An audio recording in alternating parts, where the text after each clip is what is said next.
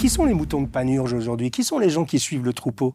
C'est précisément les gens qui s'habillent comme la publicité leur invite à s'habiller, comme les créateurs les invitent à s'habiller. Et après, vous regardez dans la rue, ils se ressemblent tous, plus ou moins.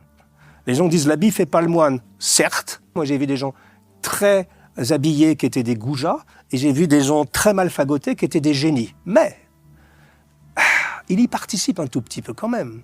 Et ce qui est très étrange, et tous les jeunes gens qui démarrent sur ce chemin-là me disent tous la même chose. Ils me disent, Monsieur Jacomet, quand je mets une veste et un costume, on ne parle même pas de cravate encore, hein, je ne me comporte pas pareil.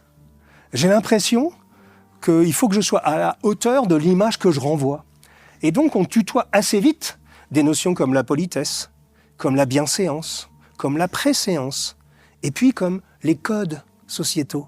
La vraie modernité, c'est d'être capable de capter ce qui est éternel dans ce qui est éphémère. Tout est éphémère.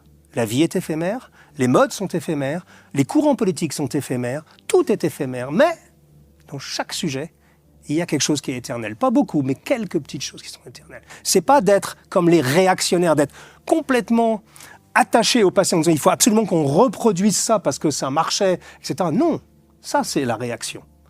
Être conservateur, c'est de se dire il n'y a pas que des mauvaises choses là, et il y a des choses qui sont éternelles. Et je trouve, moi, qu'on est en train de perdre des choses éternelles, comme les relations humaines, comme la politesse.